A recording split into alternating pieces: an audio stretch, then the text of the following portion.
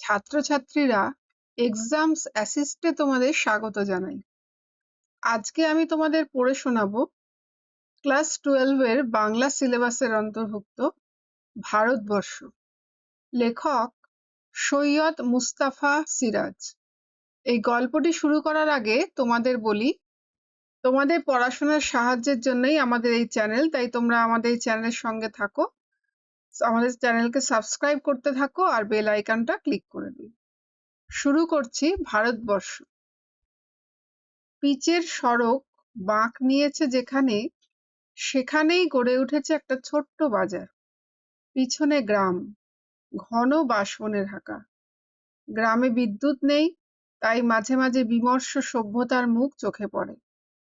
যখন কিনা কাঁচা রাস্তা ধরে সবুজ ঝোপের ফাঁকে এগিয়ে আসে কোনো যুবক বা যুবতী, পরনে যা পোশাক তা আমেদাবাদের কারখানায় তৈরি।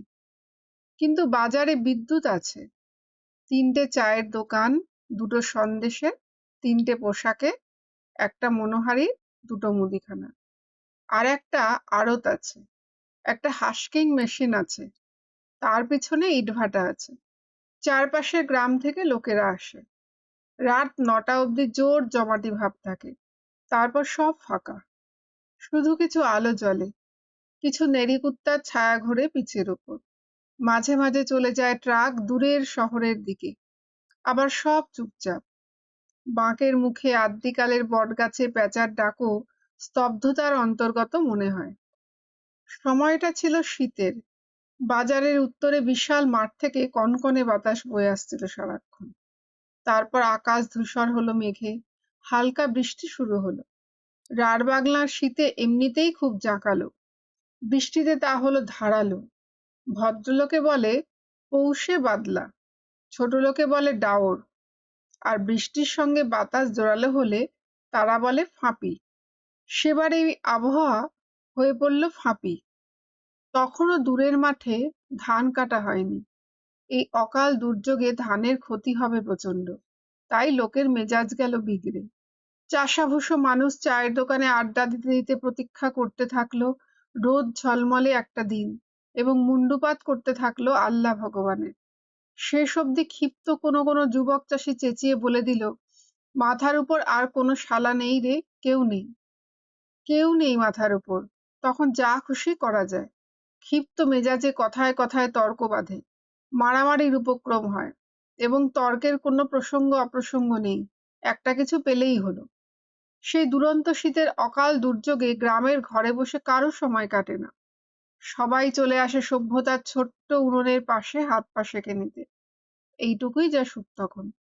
এবং অলস দিন কাটানোর একঘেয়েমি দূর করতেই নানান কথা আসে। বোম্বাইয়ের অভিনেতা অভিনেত্রী কিংবা গায়ক, অথবা ইন্দিরা গান্ধী মুখ্যমন্ত্রী এমএলএ, নয়তো সরাবাউরি, সে সবই এসে পড়ে। জোর কথা কাটাকাটি হয়, চাওলার বিক্রি বাটা বাড়ে। ধানের মরশুম, আজ না হোক কাল পয়সা পাবেই, তাই ধারের অঙ্ক বেড়ে চলে। সেই সময় এলো বুড়ি, থুত্থুরে কুঁজো ভিখিরি বুড়ি, রাক্ষসী চেহারা, এক মাথা সাদা চুল, ছেঁড়া নোংরা একটা কাপড় পরনে, গায়ে জড়ানো তেমনি চিরচিরে তুলোর কম্বল, এক হাতে বেঁটে লাঠি। পিচের পথে ভিজতে ভিজতে দিব্যি একই তালে হেঁটে এলো। ক্ষয়া খড়বুটে মুখে তার সুদীর্ঘ আয়ুর চিহ্ন প্রকট। তর্কের মধ্যে চায়ের দোকানে ঢুকে চা চাইল সে। তাকে দেখে সবাই তর্ক থামালো। এই দুর্যোগে কিভাবে বেঁচে পড়তে হেঁটে আসতে পারলো, সেটাই সবাইকে অবাক করেছিল। চা খুব আরামে গিলে বুড়ি সবার মুখের দিকে তাকালো, কিন্তু কিচ্ছু বলল না। তখন একজন তাকে জিজ্ঞাসা করলো, ও বুড়ি, তুমি এলে কোত্থেকে? বুড়ি বড় মেজাজি, গজগজ করে জবাব দিল, সে কথায় তোমাদের কাজ কি বাছারা? ওরা হেসে উঠল, ওরে বাবা, ভারী তেজি দেখছি, এই বাদলায় তেজি টাট্টুর মতন বেরিয়ে পড়েছে। বুড়ি খেপে গেল, তোমাদের কর্তা বাবা টাট্টু, খবরদার অকথা কুকথা বলো না, আমি যেখান থেকেই আসি, লোকের কি? একজন ঠান্ডা মাথায় বলল, ও বুড়ি, তুমি থাকো কোথায়? তাই জিজ্ঞেস করছে এরা। তোমাদের মাথায়। বলেই সে কম্বলের ভেতর থেকে একটা ন্যাকড়ায় বাঁধা পয়সা খুলতে থাকলো। তারপর চায়ের দাম মিটিয়ে আবার রাস্তায় নামলো। লোকেরা চেঁচিয়ে উঠল, মরবে রে, নির্ঘাত মরবে বুড়িটা। বুড়ি ঘুরে বলল, তোরা মর, তোদের শতগোষ্ঠী মরুক। সবাই দেখল বুড়ি নড়বড় করে বাঁকের মুখের বটতলায় গেল। বটতলাটা ফাঁকা, মাটি ভিজে প্রায় কাদা হয়ে রয়েছে। সেসবের অবাক চোখের সামনে সেখানে গিয়ে গুড়ির কাছে একটা মোটা শিকড়ে বসে পড়ল। শেকড়টার পিছনে গুড়ির গায়ে খোদল আছে, সেখানে পিঠ ঠেকিয়ে পা ছড়ালো সে। বোঝা গেল বুড়ির এই অভিজ্ঞতা প্রচুর আছে, অর্থাৎ সে বৃক্ষবাসিনী। কেউ কেউ বলল, বরং বারোয়ারি তলায় গেলেই পারত, নির্ঘাত মরে যাবে। এ কথার পর স্বভাবত এবার বুড়িকে নিয়ে অনেক কথা এসে পড়ল, আবার জমে গেল। পৌষে বাদলা সম্পর্কে গ্রামের ডাকপুরুষের পুরনো বচন আছে, তা হলো শনিতে 7, মঙ্গলে 5, বুধে 3, বাকি সব দিন দিন। অর্থাৎ শনিতে বাদলা লাগলে 7 দিন থাকবে, মঙ্গলে 5 দিন, বুধে 3 দিন। অন্য দিনে লাগলে 1 দিনের ব্যাপার। এই বাদলা লেগেছিল মঙ্গলে। কেউ অবশ্য হিসেব করেনি, কিন্তু যেদিন ছাড়লো সেদিন আকাশ পরিষ্কার হয়ে গেল এক্কেবারে। সূর্যের উজ্জ্বল মুখ দেখা গেল, আর সবাই আবিষ্কার করলো বটতলায় সেই গুড়ির খোঁদলে পিঠ রেখে বুড়ি চিত হয়ে পড়ে আছে, নিঃসাড়। অনেকটা বেলা হলেও সে নড়ছে না দেখে চাওলা জগা বলল, নির্ঘাত মরে গেছে বুড়িটা। একজন বলল, সর্বনাশ, তাহলে শ্যাল কুকুরে ছিঁড়ে খাবে যে, গন্ধে টেকা যাবে। একজন দুজন করে ভিড় বাড়তে লাগলো। কেউ কেউ বুড়ির কপাল ছুঁয়ে দেখলো প্রচন্ড ঠান্ডা। একজন নারীও দেখলো কোনো স্পন্দন নেই, অতএব মরাই বটে। চৌকিদারকে খবর দেওয়া হলো। সে এসে বলল, থানায় খবর দিয়ে কি হবে, ফাঁপিতে এক ভিখিরি পটল তুলেছে, তার আবার থানা পুলিশ। 5 কোস দূরে থানায় খবর দাও, তারপর ওনারা আস্তে আস্তে রাত দুপুর, ততক্ষণে গন্ধ ছুটবে। কবে মরেছে হিসেব আছে নাকি, দেখছো না ফুলে ঢোল হয়েছে কেমন। তাহলে কি করবো চৌকিদারদা? নদীতে ফেলে দিয়ে এসো, ঠিক গতি হয়ে যাবে যা হওয়ার। বিজ্ঞ চৌকিদারের পরামর্শ মানা হলো। মাঠ পেরিয়ে 2 মাইল দূরে নদী, এখন শুকনো। সেখানে চড়ায় ফেলে দিয়ে এলো কজন মিলে। বাঁশের চ্যাংদোলায় ঝুলানো হয়েছিল, সেটাও ফেলে দিয়ে এলো ওরা। বুড়ির শরীর উজ্জ্বল রোদে তপ্ত বালিতে চিত হয়ে পড়ে রইল। ফিরে এসে সবাই দিগন্তে চোখ রাখলো, ঝাঁকে ঝাঁকে কখন শকুন নামবে। হঠাৎ বিকেলে এক অদ্ভুত দৃশ্য দেখা গেল। মাঠ পেরিয়ে একটা চ্যাংদোলা আসছে। সেটা যখন বাজারে পৌঁছলো তখন জানা গেল ব্যাপারটা। সেই বুড়ির মরাটাই তুলে নিয়ে আসছে মুসলমান পাড়ার লোকেরা। আরবি মন্ত্র পড়ছে ওরা, মাথার টুপিও পড়েছে কেউ কেউ। যারা ফেলে দিয়ে এসেছিল তারা হিন্দু। তারা অবাক হয়ে এবং রেগে গিয়ে জানতে চাইলো কি ব্যাপার। না, বুড়ি যে মুসলমান। প্রমাণ? প্রমাণ অনেক। অনেকে তাকে শুনেছে বিড়বিড় করে আল্লাহ বা বিসমিল্লাহ বলতে।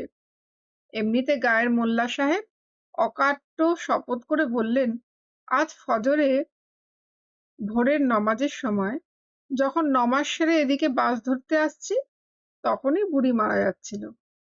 ওকে স্পষ্ট কলমা পড়তে শুনলাম। তা কে জানে বুড়ি মরছে। আমি যাচ্ছি শহরে মামলার দিন, তাই দেখা হলো না ব্যাপারটা। ফিরে এসে শুনি ওকে নদীতে ফেলে দিয়েছে। তৌবা তৌবা, তা কি হয় আমরা বেঁচে থাকতে? তাই কবরে দেওয়ার ব্যবস্থা করলাম। গায়ের ভরচাজ মশাই সবে বাস থেকে নেমেছেন। উকি মেরে সব দেখে শুনে বললেন, অসম্ভব, আমিও তো মোল্লার সঙ্গে একই বাসে আজ শহরে গিয়েছিলুম। আমি স্পষ্ট শুনেছি বুড়ি বলছিল শ্রীহরি শ্রীহরি শ্রীহরি। তার সপক্ষে অনেক প্রমাণ জুটে গেল। নকরি নাপিত দিব্যি করে বলল, কাল আমি কামাতে বসবো বলে বটতলা এসেছিলাম, দেখলাম বসা যাবে না। তখন বুড়িকে স্পষ্ট বলতে শুনেছি, আপন মনে বলছে, হরিবোল হরিবোল। ভুল শুনেছ, ফজলু শেখ বলল, আমি সকর্ণে শুনেছি বুড়ি লাইলাহা ইল্লাল বলছে। নিবারণ বাগদি রাগিল, একসময় দাগি ডাকাত ছিল, চেঁচিয়ে উঠল, মিথ্যে। করিম ফরাজি এখন খুব নমাজ পড়ে এবং বান্দা মানুষ। একদা সে ছিল পেশাদার লাঠিয়াল। নিবারণের চেঁচানি বরদাস্ত করবে কেন সে? আরো চেঁচিয়ে বলল, খবরদার। বচসা বেড়ে গেল। তর্কাতর্কি, উত্তেজনা, হল্লা চলতে লাগলো। তারপর দেখা গেল একদল লোক সেই বাঁশের চ্যাংদোলাটা নিয়ে টানাটানি শুরু করেছে। দেখতে দেখতে প্রচন্ড উত্তেজনা ছড়ালো চারদিকে। দোকানদারগুলোর ঝাঁপ বন্ধ হতে থাকলো। আর তারপরেই দেখা গেল গ্রাম থেকে অনেক লোক দৌড়ে আসছে, সবার হাতে মারাত্মক অস্ত্রশস্ত্র। চ্যাংদোলারা তখন পিচের ওপর, বুড়ির মরার দুপাশে স্পষ্ট দুটো জনতা দাঁড়িয়ে আছে, দুদলের হাতেই অস্ত্রশস্ত্র, পরস্পরকে লক্ষ্য করে গালিগালাজ চলছে। মাঝে মাঝে মোল্লা সাহেব চেঁচিয়ে উঠছেন, মুসলিম ভাই সকল, জেহাদ জেহাদ, নাকায়েত কবির, আল্লাহু আকবার। অন্যদিকে ভট্টাচ মশাই গর্জে উঠলেন, জয় মা কালী, জবন নিধনে অবতীর্ণ হও মা, জয় মা কালী কি জয়। ধুন্ধুমার গর্জন প্রতিগর্জন, এবং দেখা গেল বিপন্ন আইনরক্ষক বেচারা নীল উর্দি পরা চৌকিদার তার লাঠিটি উঁচিয়ে মাঝখানে দাঁড়িয়ে আছে এবং দুপক্ষকেই কিছু বলার চেষ্টা করছে। যখনই মুসলিম পক্ষ এক পা এগিয়ে আসে, সে মরিয়া হয়ে লাঠিটা পিছে টুকে গর্জায়, সাবধান। আবার হিন্দু পক্ষ এগোলে সে একইভাবে সেদিকে লাঠি ঠুকে চেঁচায়, খবরদার। কতক্ষণ সেই মারমুখী জনতাকে ঠেকিয়ে রাখতে পারত কে জানে।